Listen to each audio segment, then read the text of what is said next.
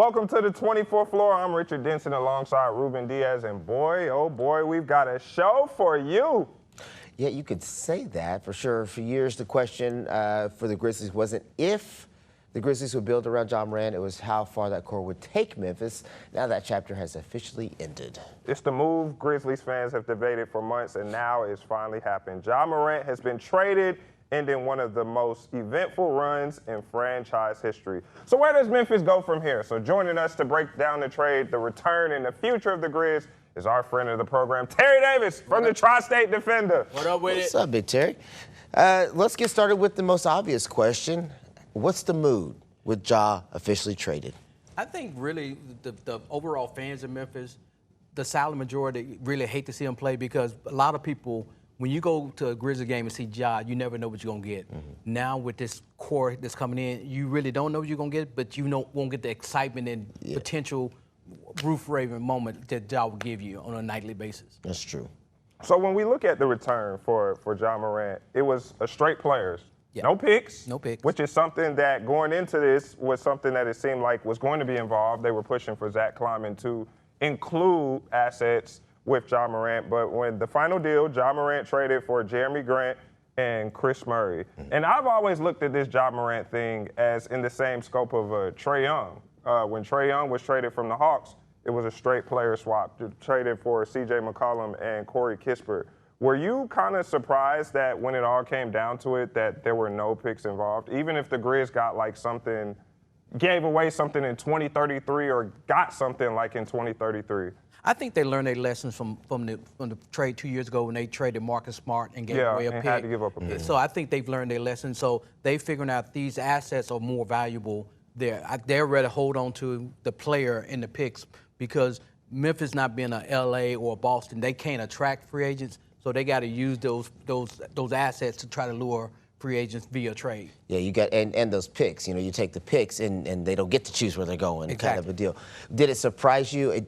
And I know I'm the minority here on this one, but it didn't surprise me that it was this difficult to get a trade done with Ja. You started to see all these blockbuster trades happen, Giannis and all these other things starting to happen and fall into place. You kept wondering, when's the Ja trade going to happen? When's the Ja movement going to happen? Did it surprise you that it was Portland and how long it took for it to actually end up happening? I was kind of surprised it was Portland because Portland never was in the mix. Mm-hmm. And you look at Portland's situation with Drew Holiday and Dame Dollar out there, you didn't expect them another guard to go out there. But I'm thinking they're going to try to package one of those, Drew up to go somewhere else to get a bigger man out there because you got three ball-dominant guards out there. Because I know Scoot Henderson. And Scoot Henderson, which might be on the move too. So he might be a piece to go out there too.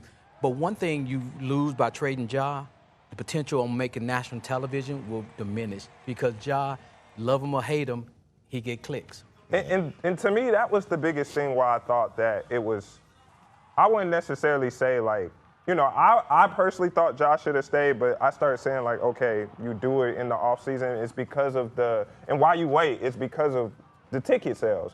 And I think it's kind of funny that, the Ja tennis shoes and he gets traded to Portland. Mm-hmm. The Nike headquarters is out there and everything.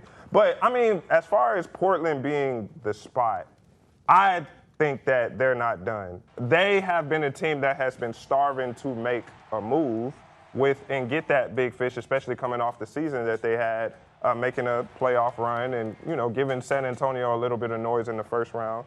I wasn't surprised that they were aggressive. I just didn't think that was the move because of the guards. And now, I mean, as we're recording this, free agency is really just well underway. Mm-hmm. I will go on this program and think that I think Portland is a spot for Jaylen Brown. I think some of those guards they got, like I could see you talk about Scoot may be on the move. Drew Holiday could also be on the move going back to Boston. That would make sense if Portland made another move, but as currently constructed, 4 point guards, I mean, we've seen that in the past. I think, Phoenix that tried to do that a long time ago when they had Isaiah Thomas and Dragic and all of that. I don't see how a backcourt with Ja Morant and Dame starting can translate to wins in the Western Conference like that. You remember C.J. McCollum and Dame. That worked out perfect, And also, too, what shocks me, too, this owner has been known to be a cheapskate, in which bringing him in there just don't make sense. I think Phil Knight, in your point, had a point with that because Ja is one of the hottest selling tickets for Nike shoe. Let's get them close there. But I just don't see that because they fired their coach, which led him go to the Bulls, which didn't make any sense because that was my best thing I saw when Thiago went. Yeah, when Thiago spent he actually made that team relevant again, and you let him go to a coach that's on a 1-year deal. It just don't make any sense. Shout out Mike Norton. Well, it might just be a situation, you know how it is in the league sometimes where there's a bigger picture rebuild. We all see the initial movement and think, oh, this is going to be it, but there's a layer behind it at times. And so the movement that's going to happen with the extra players, because you're right, if you have Ja and Dame there, you can sell tickets. Right. You can sell tickets. And the front office might be saying that's the first step. First step is let's get people back in the building.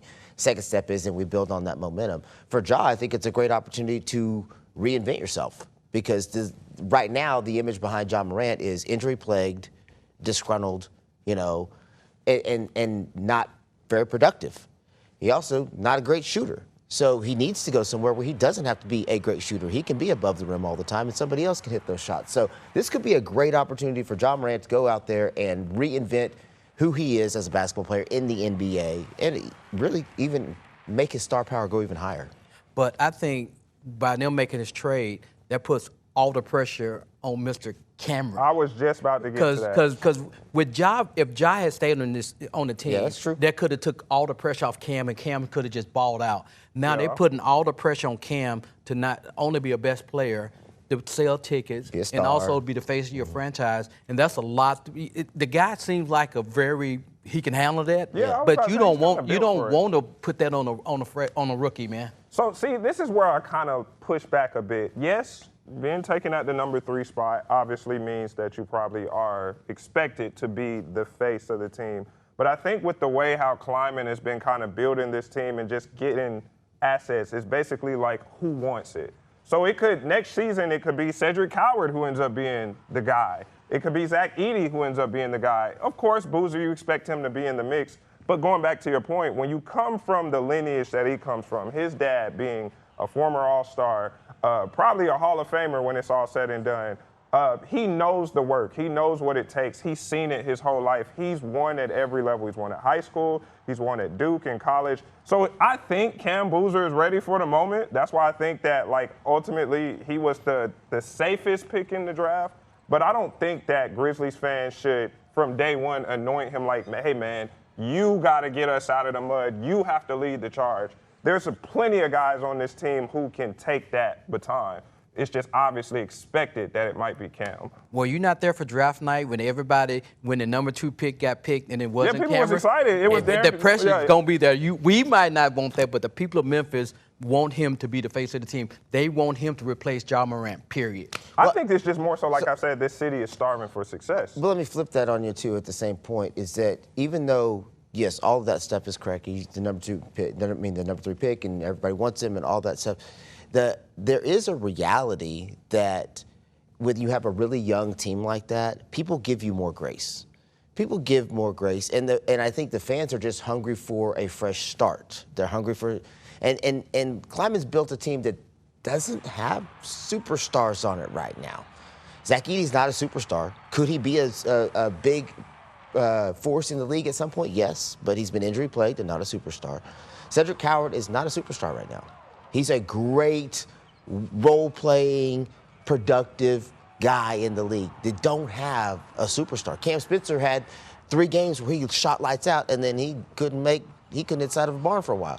So he'll still be on the team going forward. Well, what I'm saying is the Grizzlies have built a team without a superstar, and that gives Cam or anybody time to develop into that superstar role. I just don't, as an avid basketball player, as an avid basketball fan, I don't know that I expect that rookie to be able to carry the same load. I know I expect him to be productive.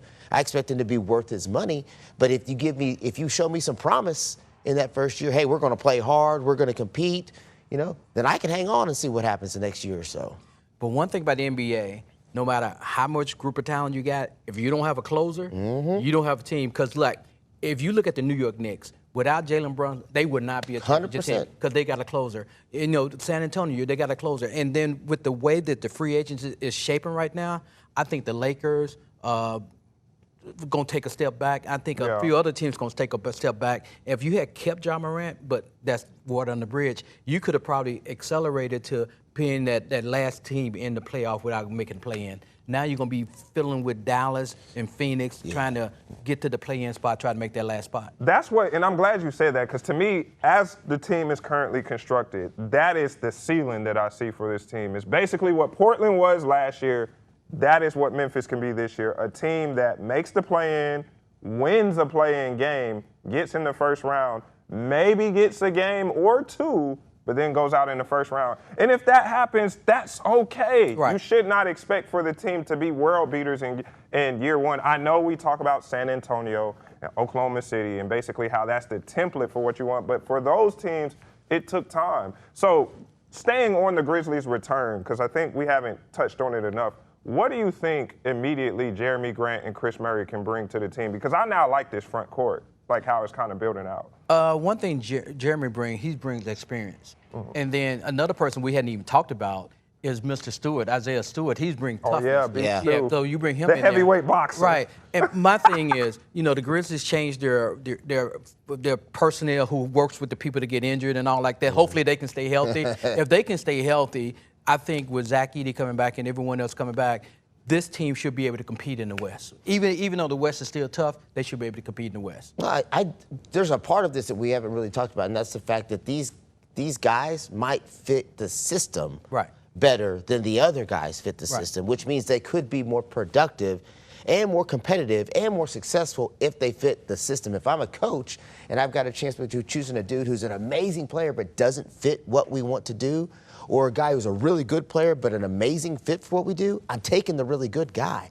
And I can't help but get the feeling that that's kind of what's happened here with the Grizzlies. That they said, okay, coach, tell us your system. What do you need for your system to be successful? And now, over the course of this time, they've tried to put together pieces for the system. That's what I want to see is, do these pieces make the system work better? And the biggest thing about a system that need adjusting, with his system, it lacks defense. So they need to add a wrinkle of big defense, because you can run all day and long. But you got to stop somebody. But you got to stop somebody. And, no matter how good you are in the NBA, if you can't stop nobody, you're going to lose 120, 121, and you're going to lose every time, because you got to be able to stop something. And the current system that he had last year was not friendly defensively. No.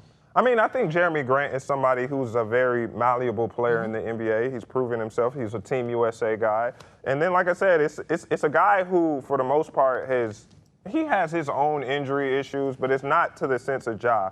Like, the lasting impression for Ja Morant with all of this is the man played 79 games in the past 3 seasons. It's not a lot. It's 82 games in an NBA season. Yeah. So I want people to always focus on that, more so being the reason why he's gone. Like, all the nonsense that you hear from people not from Memphis about him being a problem child and the issues, that wasn't the case. As we've always said on this program, at least I know I've always said, your best ability is your availability. And Ja Morant was not available. I will miss him, even though I'm not from here and everything. And, just from just kind of a basketball fan, I loved what he brought to the city. I loved the crowd and the environment.